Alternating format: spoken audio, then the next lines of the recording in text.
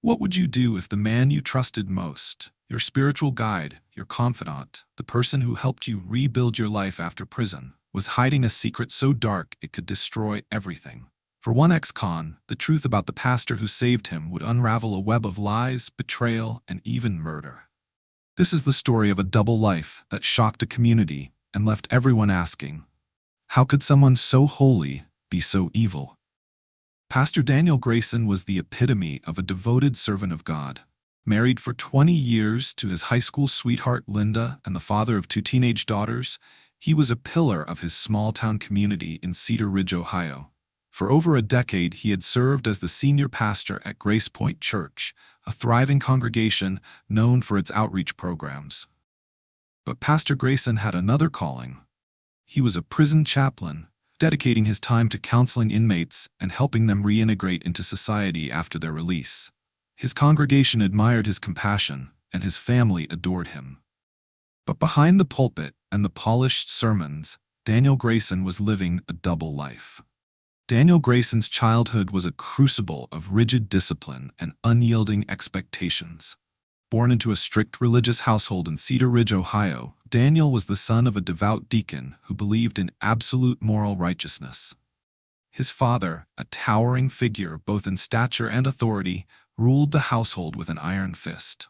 Every action, every thought, and every word was scrutinized under the lens of their faith. From a young age, Daniel was taught that any deviation from the path of righteousness, whether it was a stray thought, an impure desire, or even a moment of doubt, was a sin that would bring shame upon the family and incur the wrath of God. Daniel's mother, though softer in demeanor, was no less devout. She often reminded him that their family was held to a higher standard, as they were seen as pillars of the church community. "We are God's chosen," she would say, her voice tinged with both pride and warning. "We must live as examples, no matter the cost." For Daniel, this meant suppressing every part of himself that didn't align with the image of the perfect Christian son. He learned to hide his fears, his doubts, and most painfully, his desires. As a teenager, Daniel began to feel attractions that terrified him. He found himself drawn to other boys in ways he couldn't understand, ways that contradicted everything he had been taught. He prayed fervently for God to take these feelings away, convinced they were a test of his faith. When the feelings persisted, he buried them deep, locking them away in a corner of his heart he vowed never to revisit. He threw himself into his studies, his church activities, and his role as the model son, hoping that if he worked hard enough, he could outrun the truth about himself. By the time Daniel reached college, he had become a master of disguise. To the outside world, he was the epitome of a devout young man, kind, disciplined, and unwavering in his faith. But inside, he was a storm of confusion and self-loathing. It was during this time that he met Linda, a sweet and gentle woman who shared his values and his commitment to their faith. Linda admired Daniel's dedication and saw in him the kind of man she had always dreamed of marrying. For Daniel, Linda represented safety, a way to fulfill the expectations placed upon him, and perhaps a way to silence the whispers of his true self. They married shortly after college, not out of passion, but out of a sense of duty. Daniel loved Linda in his own way, but their relationship was built on a foundation of mutual respect and shared purpose, rather than deep emotional connection. Over the years, they built a life together, a beautiful home, 2 daughters, and a respected place in their community. Daniel became the senior pastor at Grace Point Church, a role that brought him both fulfillment and a growing sense of isolation. The more he preached about morality and redemption, the heavier the weight of his secret became. To cope, Daniel threw himself into his work, becoming not just a pastor, but also a prison chaplain. He found solace in helping others, particularly those who had lost their way. Among them was Marcus Mack Thompson, an ex-convict with a troubled past. Mack's gratitude and admiration gave Daniel a sense of purpose he hadn't felt in years. But as their relationship deepened, the boundaries between mentor and mentee began to blur. Daniel found himself drawn to Mack in ways he hadn't allowed himself to feel since his teenage years. It was a dangerous game, one that would ultimately lead to a devastating confrontation and a crime that would shatter countless lives. Daniel's story is one of inner conflict, secrecy, and the devastating consequences of living a double life.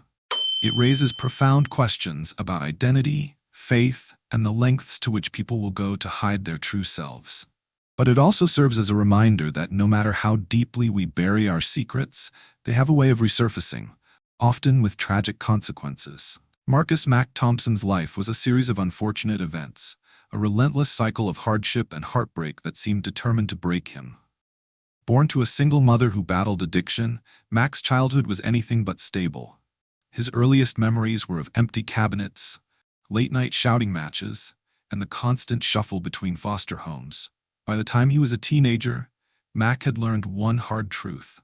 The world didn't care about him. So, he stopped caring too. Falling in with the wrong crowd was almost inevitable. For Mac, the streets became his family, and crime became his survival. He started small, shoplifting, petty theft, but it wasn't long before he graduated to more serious offenses. His arrest for armed robbery at the age of 21 was a wake-up call. Sitting in a cold jail cell, Mac realized he was on a path that led nowhere good. He vowed to turn his life around, but the road to redemption was anything but easy. Prison was a harsh teacher, but it was also where Mac found hope. Pastor Daniel Grayson's weekly Bible studies became a lifeline for him. Grayson wasn't like the other chaplains who preached at inmates from a distance. He listened, he cared.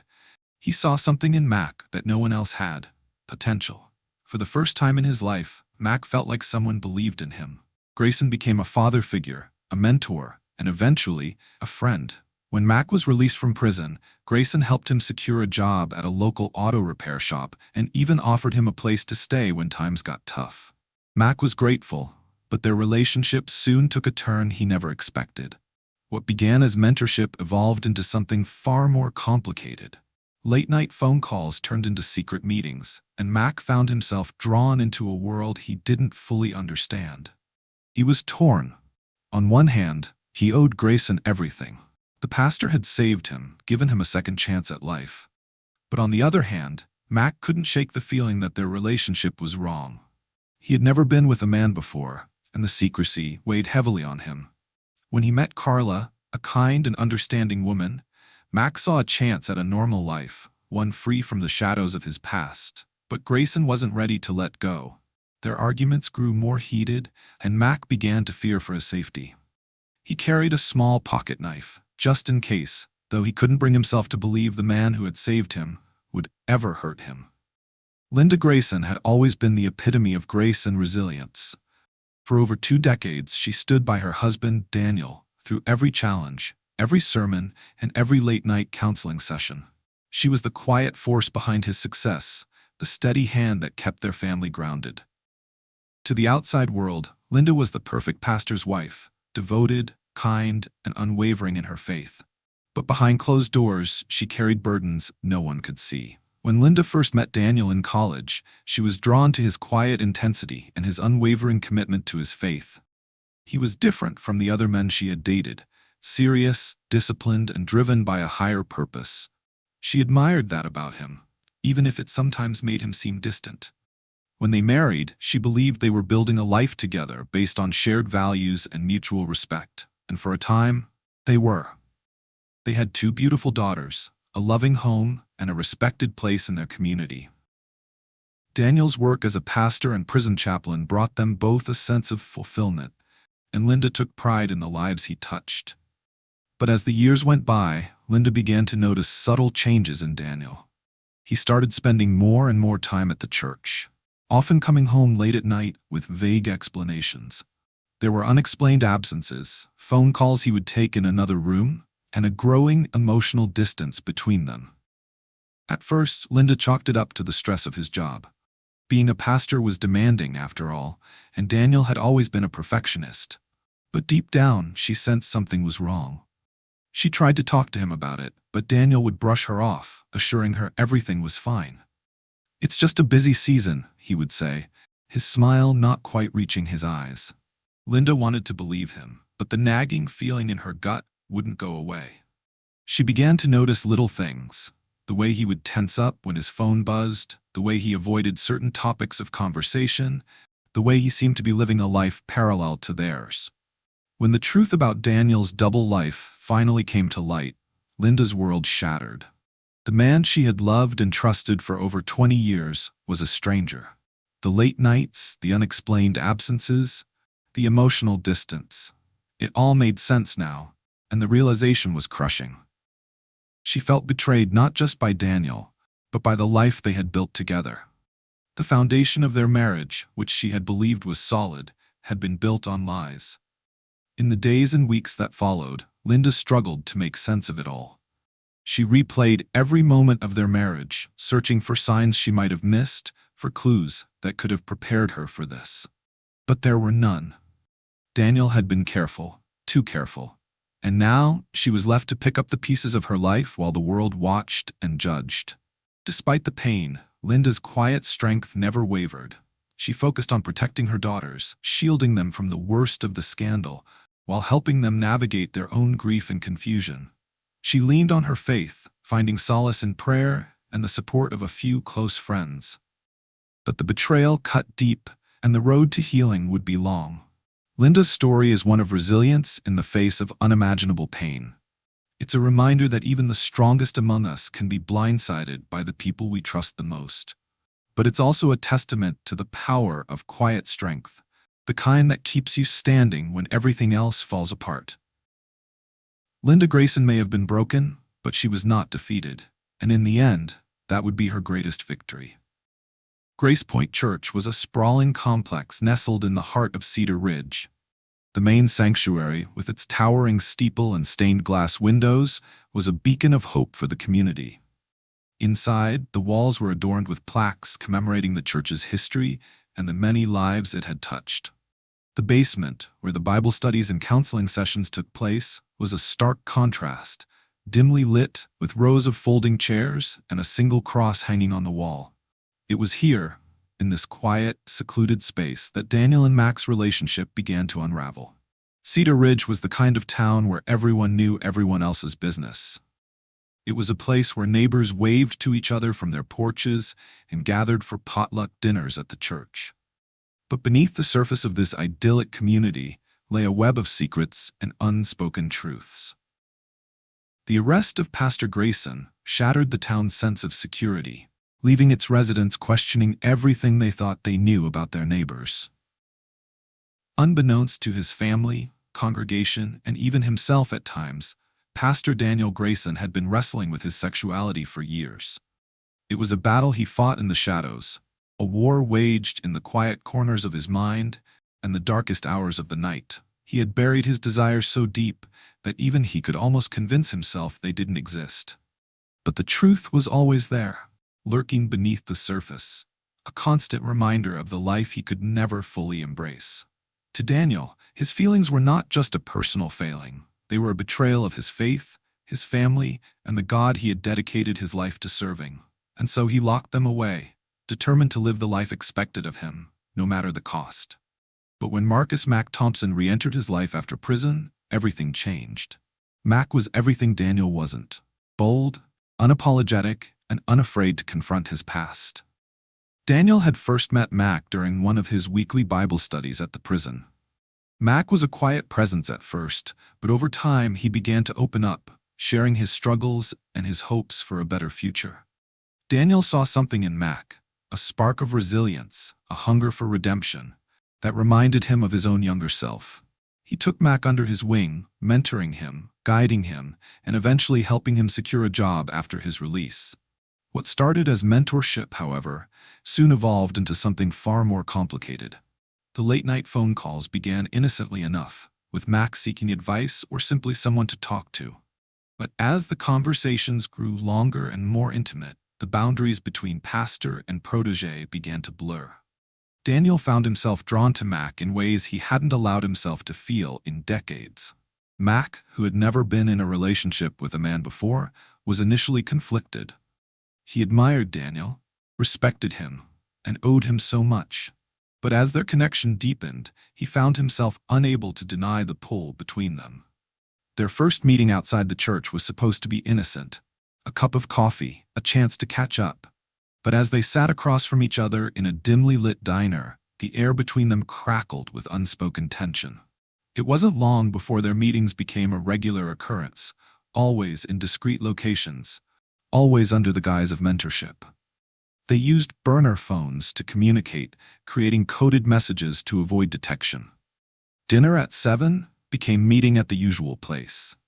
I need to talk turned into the project needs attention. It was a dangerous game, but one they both willingly played. For a time it worked. They managed to keep their relationship hidden for nearly 2 years, meeting in motel rooms on the outskirts of town, in the basement of the church after hours, or in secluded spots where no one would think to look. But as the affair intensified, so did the risks. Mac began to feel trapped, torn between his loyalty to Daniel and his growing guilt over the deception. He had started dating a woman named Carla, and while he cared for her, he couldn't shake the hold Daniel had on him.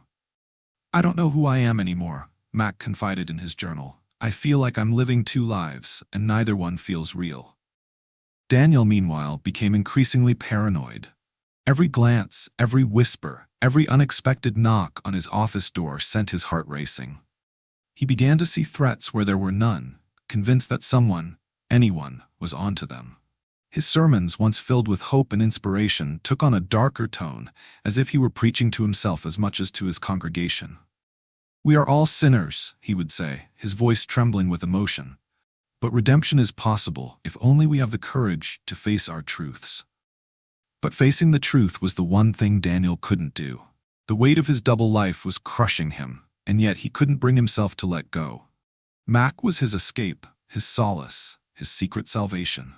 And so they continued their dangerous dance, each step bringing them closer to the edge of disaster.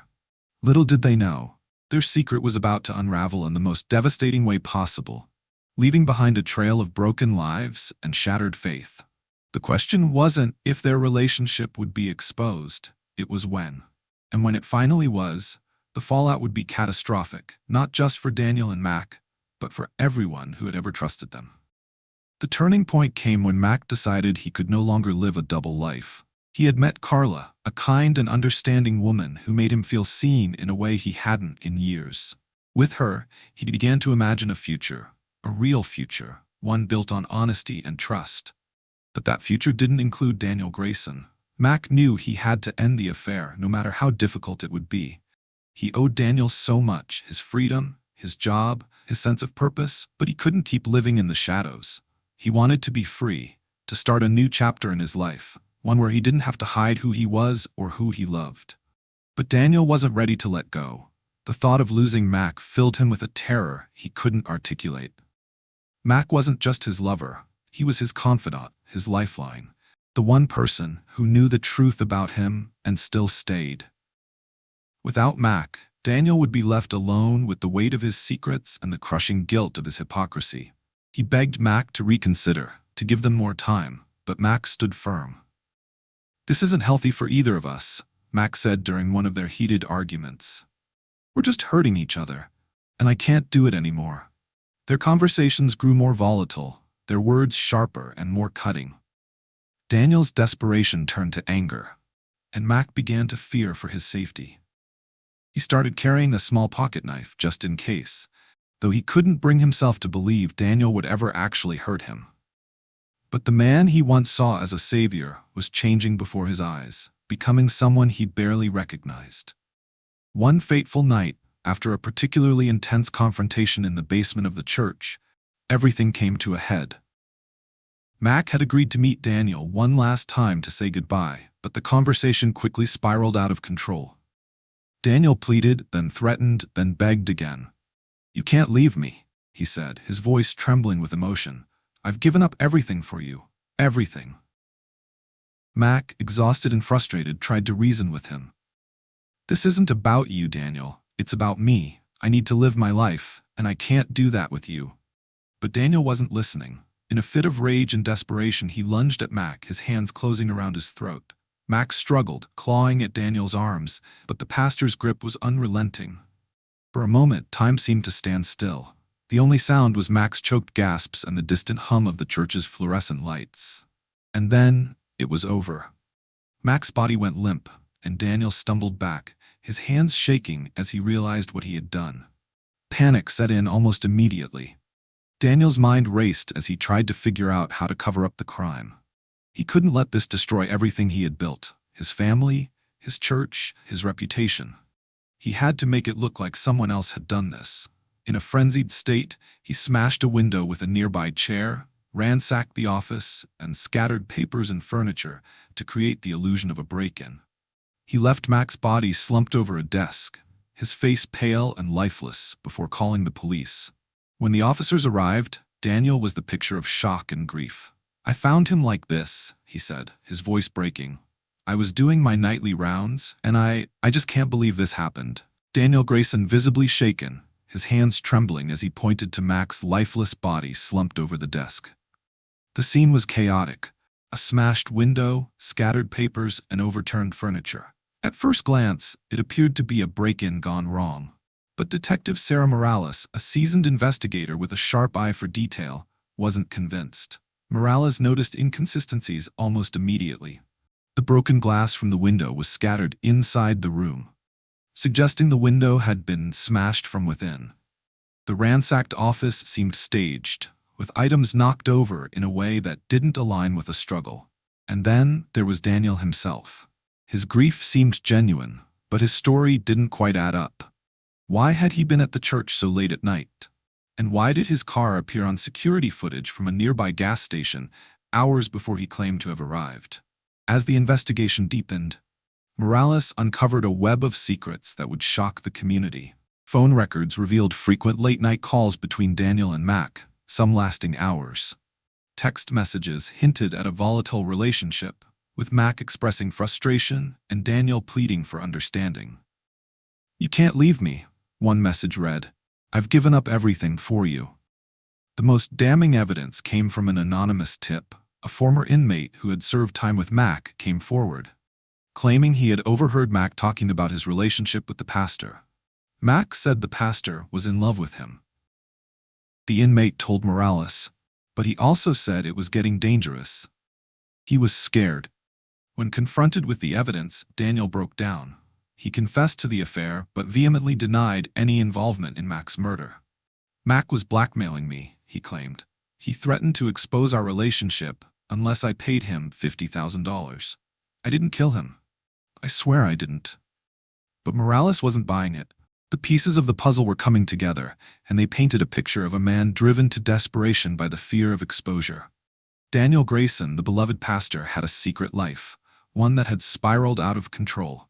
The arrest of Pastor Daniel Grayson sent shockwaves through Cedar Ridge. His congregation was torn between disbelief and betrayal. How could a man who preached about morality and redemption be capable of such deceit? Grayson's wife, Linda, was devastated. She had no idea about her husband's double life and struggled to reconcile the man she loved with the one being portrayed in the media. As Grayson sat in his jail cell awaiting trial, the media frenzy intensified. News outlets dubbed him the double-life pastor, and his story became a national sensation. Meanwhile, Detective Morales continued to piece together the evidence, determined to uncover the full truth. The trial was a spectacle, drawing reporters from across the country. The prosecution painted Grayson as a manipulative predator who used his position of power to exploit vulnerable individuals. They presented evidence of the affair, the staged break-in, and Grayson's financial troubles, which they argued provided a motive for murder. The defense, however, argued that Grayson was a victim of circumstance. They claimed Mac had been the aggressor, threatening to destroy Grayson's life if he didn't comply with his demands. They also suggested that someone else, perhaps another ex-con with a grudge against Mac, could have committed the murder. The most dramatic moment of the trial came when Linda Grayson took the stand. Through tears, she described the man she thought she knew: a loving husband, a devoted father, and a faithful servant of God. But when asked if she believed her husband was capable of murder, she hesitated. "I don't know anymore," she whispered. After weeks of testimony and deliberation, the jury reached a verdict: guilty of second-degree murder. Grayson was sentenced to 25 years to life in prison. As the judge read the sentence, Grayson showed no emotion, but as he was led out of the courtroom, he turned to his family and mouthed, "I'm sorry." The case left a lasting impact on Cedar Ridge. Grace Point Church struggled to recover, with many members leaving the congregation. Linda Grayson filed for divorce and moved away with her daughters, seeking a fresh start. And Mac Thompson, once a symbol of redemption, became a cautionary tale. As for Daniel Grayson, he now spends his days in a prison cell, reflecting on the choices that led him there. In a rare interview from behind bars, he said, "I thought I could live two lives, but in the end, I lost them both. I pray for forgiveness every day, but I know some things can never be undone." What would drive a man of God to commit such a heinous act? Was it love, fear, or something darker? And what does this story reveal about the masks we all wear? The truth is often more complicated and more shocking than we ever imagine. If you enjoyed the way this story was presented, don't forget to subscribe for more captivating cases like this one. Thanks for watching.